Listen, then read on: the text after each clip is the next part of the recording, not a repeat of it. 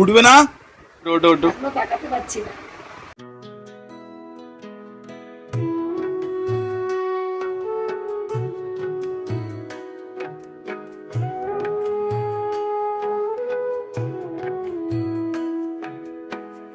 সবাইকে, সবাই কেমন আছো? খুব ভালো আছো? মা কালীর দয়ায় আমি খুব খুব ভালো আছি। আর এখন থেকেই আমার ব্লগটা স্টার্ট করলাম। এখন ঘড়ির কাঁটা বেজে গেছে 8টা। আমি আজকে কি হয়েছে জানি না, ভোরবেলা একটু উঠে যা শুয়ে পড়েছি, একদম ঘুমিয়ে পড়েছি, স্বপ্নে চলে গেছিলাম, স্বপ্নের জগতে। উঠে দেখি আমার ছেলে পুজো টুজো দিয়ে দোকানে রেডি হয়ে গেছে। ওর বাবা এরকম ঘুম কোনোদিন ঘুমাই না, আজকে জানি না কি হয়েছে, মানে 8টা পর্যন্ত ঘুমানো, অনেক দিন পরেই ঘুমাচ্ছি। উঠেছি আর এখনো কিছু খাওয়া হয়নি, আজকে শরীরটা ভালো না বলে। আর চোখ দুটো কনকন করছে, মানে 8টা বেজে গেছে উঠতে। আর এই দেখো ওষুধ নিয়ে বসে পড়েছি। আর আমাকে ডাক্তার অনেকগুলোই ওষুধ দিয়েছে, আমি খাই। আর ডাক্তার আমাকে 3-4 দিন পরেই যেতে বলেছে। কিন্তু সত্যি কথা বলতে ওই যে মানে গাড়িটা যে সামনে এলো, অ্যাক্সিডেন্ট হতে হতে যে বেঁচে গেছি, মানে ওই আতঙ্কে কালকে মনে হয় নেই 60-70টা কাস্টমার ফেরত গেছে কাঁচের চুড়ি করে করে। আজকে যাচ্ছি, গিয়ে সব চুড়ি বিক্রি করবো আর আমিও পরবো, তোমরা দেখবে। হ্যাঁ, আর যাকে একটা পুরোনো নাইটি পরে আছি। আর কি করবো বলো, গরমের সময় ভালো লাগে না। এই গরম না, বর্ষাকাল বলো। এখন বর্ষাকাল, এই রোদ এই বৃষ্টি।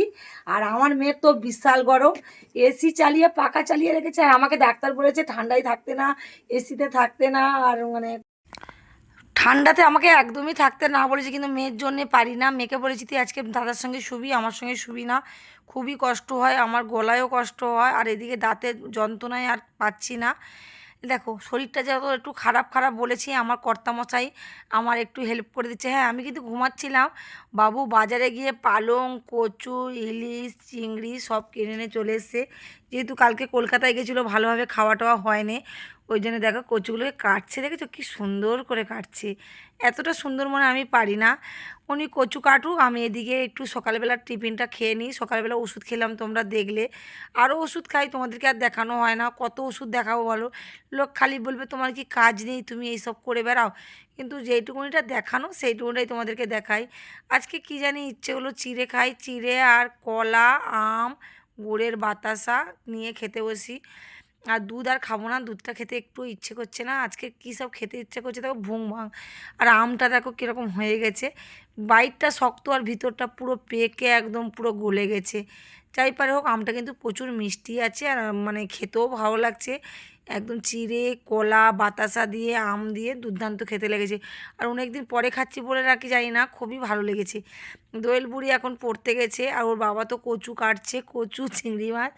আমি একটু শরীর খারাপ শুনলে না, উনি দিব্যি সব কাজ করে দেয়। আজকে দোয়েল বুড়ির জন্য আজকে আর রান্না করলাম না, ও আজকের পান্তা ভাত খাবে আর চিংড়ি মাছ ভাজা দিয়ে খেয়ে যাবে। ওই জন্য তোমাদেরকে আর দেখানো হলো না। ও দিব্যি খেয়ে দিয়ে এই যে স্কুলে একদম বেরিয়ে যাচ্ছে।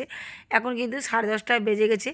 ও চলে যাওয়ার পরে কিছুটা চিংড়ি মাছ ভেজেছিলাম, সেইটাই একদম পালং কচু দিয়ে একদম ঘন্ট বসিয়ে দিচ্ছি।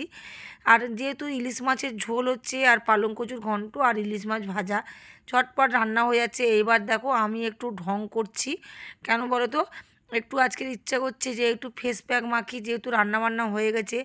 আর শরীরটা কিন্তু খারাপ, তাও ওই প্যাকগুলো না অনেক দিন থাকলে না ডেটটা পেরিয়ে যায়, সেই জন্য একটু মেখে নিচ্ছে। আর আমি না সব জবিসের প্রোডাক্ট মাখি।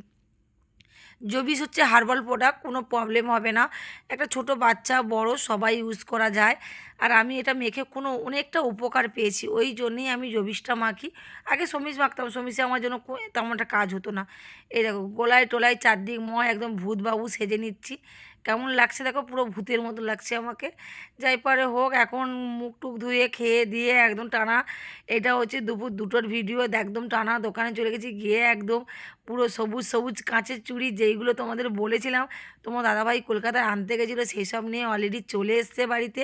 আর আমি কাস্টমার নেবে কি তার আগে আমি পরে যে ঢং করা আরম্ভ করে দিয়েছি। আর আগের বছরে কিন্তু আমি কাঁচের চুড়ি পরেছিলাম, আবার এবছরও পরেছি, জানি না 1 মাস টিকবে কি না।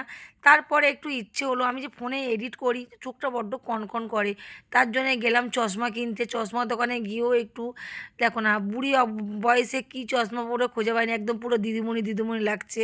আর কেমন লাগছে আমাকে অবশ্যই কমেন্টে দেখাও, মানে দেখাও, ভুল বলছি বলো। আর ভালো লাগলে লাইক কমেন্ট শেয়ার করো, আর প্লিজ প্লিজ যতটা পারো একটু সাবস্ক্রাইব করে দিও, আর একটু শেয়ার করে দিও। আর চশমাগুলো কোনটা কিনছি তোমাদেরকে পরে অবশ্যই দেখাবো। এখন সব চেক করা চলছে, কোনটা পরলে আমাকে মানাচ্ছে আমি নিজেও জানি না।